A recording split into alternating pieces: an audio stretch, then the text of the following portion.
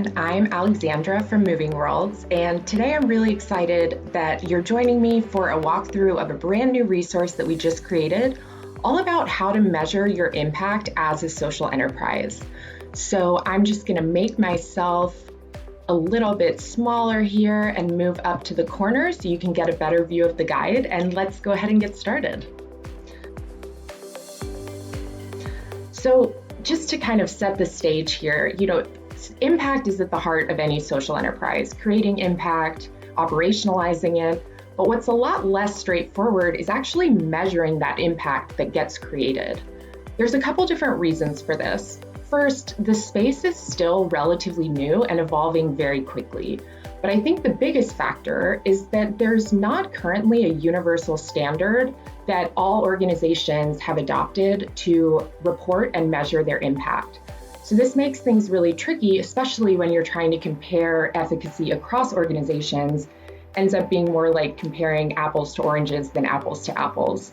So as a result, it's a really hotly debated topic, and that's really why we created this guide, to give you the context and the resources that you need to figure out how to make impact measurement work for you. So we've arranged the guide into these 11 sections, which I will walk you through now. We start off with answering the basic question, what even is impact measurement? So simply put, impact measurement is an ongoing process that helps organizations understand how their work benefits their end users or beneficiaries, both in the short term and in the long term. So below, you'll find 5 aspects that are commonly part of different approaches to impact measurement, but the most important thing to know is it's about short and long-term impact on beneficiaries. Now, another term that gets thrown around a lot in these impact measurement conversations is monitoring and evaluation. They're often used interchangeably, but there's a couple important distinctions that I think are worth pointing out. So one way to think about the difference is in terms of scope.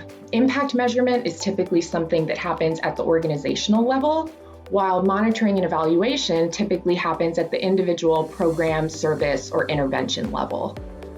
Another way to think about the difference is with this helpful graphic from REDF, which graphs it on scope and complexity versus time frame. So as you can see, monitoring and measurement activities typically happen in a shorter time frame and are less complex, whereas the impact evaluation happens over a longer time horizon and it's typically a bit broader.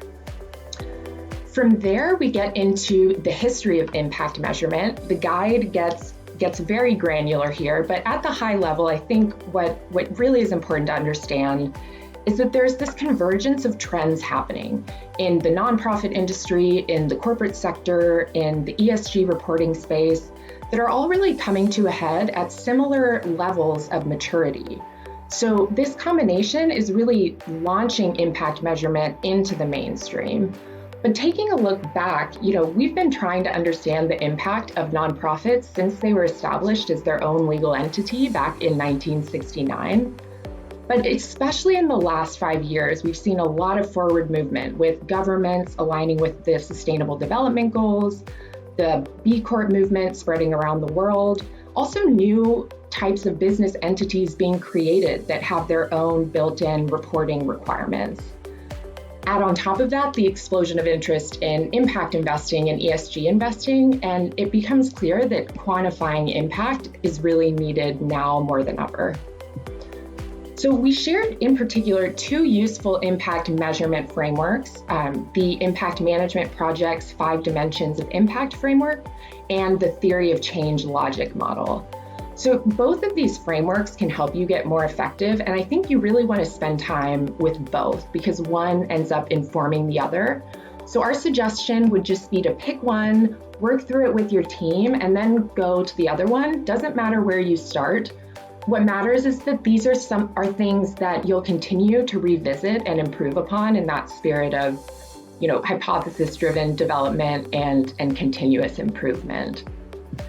Now, for all the progress that's been made in the impact measurement space, there is a lot of, I think, fairly levied criticism. Data is undeniably important, but sometimes our obsession with it goes so far that it renders it unproductive. So we're going to get into, three kind of themes that emerge when you're looking at the body of criticism against impact measurement. And the overarching thing here is that good intentions don't always lead to good outcomes. So the first mistake is what Vu Lee, author of the fabulous blog Nonprofit AF, has called the nonprofit Hunger Games. So the way funding stands now is it creates dynamics that pit nonprofits against each other just to stay alive financially. This isolates organizations from other missions, stifles collaboration, it leads to hoarding donors, and can result in mission drift or even a bias towards the organizations that do survive, regardless of whether they're the most effective ones out there or not. Now, the second kind of trend would be the fact that measuring the wrong thing creates the wrong solutions. So the example we kind of pick on here is Tom's Shoes. So if you're familiar with their model, if you buy a pair of shoes, they donate a pair to a child in need.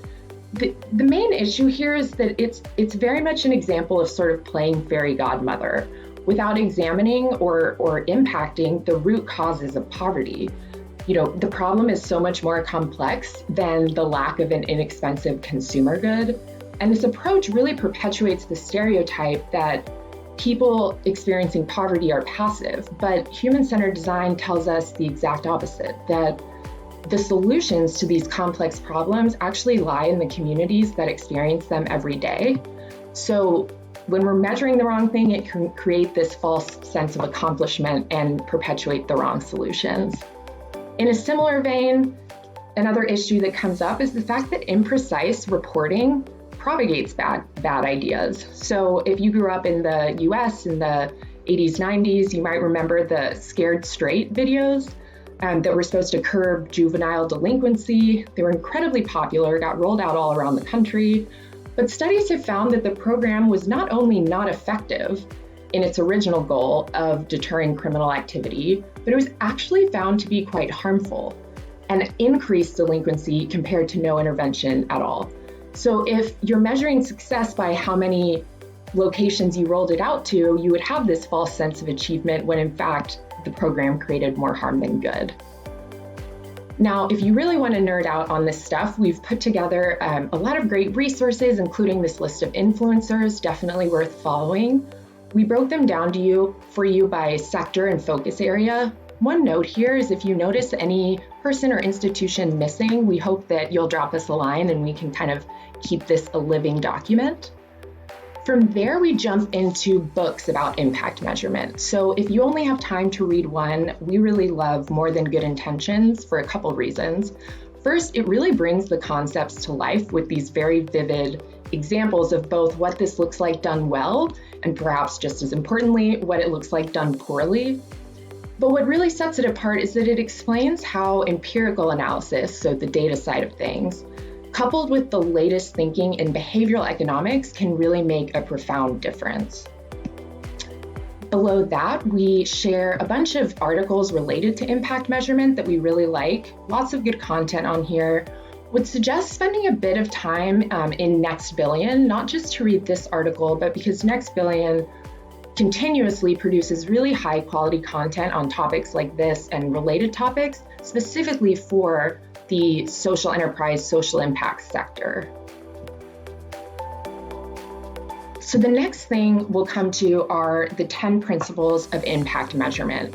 So as you progress on your own impact measurement journey, you'll want to get your team together and really go through and align around these. These are going to be the foundation of the 6 steps to creating your own impact measurement plan that we will get to in just a moment. But before we jump into that, I want to show you an example of what a really good impact report can look like. So this is the impact report for an organization called Upaya Social Ventures. And if I scroll up here, what we like about it is that first, it really at the high level explains the context of what they're doing, what their mission is. But even better is the way that they incorporate real-time data, not just on their activities, so their cumulative investment in partner companies, but also the results of that investment. How much revenue has been generated as a result, how many new jobs, and the fact that this up-to-the-minute data is also shared publicly. So with an example of kind of what that that can look like when done well, we'll get into kind of the meat of this, which is how you can get started with impact measurement for yourself. We know this process can feel pretty daunting. So what we've done is we've distilled it into 6 steps, which we go into, of course, in more detail in this guide. But to really make it more approachable, we've created this downloadable template, which you'll find here if you scroll down. And then below that, there's a sample of what that looks like once it's filled out, so that you can, have a container to really confidently take a first stab at developing your own impact measurement plan.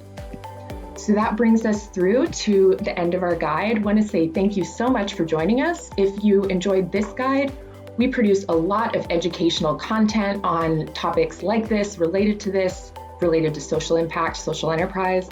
Be sure to subscribe to the Moving Worlds blog and follow us on social media so that you'll never miss an update. Hope to see you next time. Thanks for being here.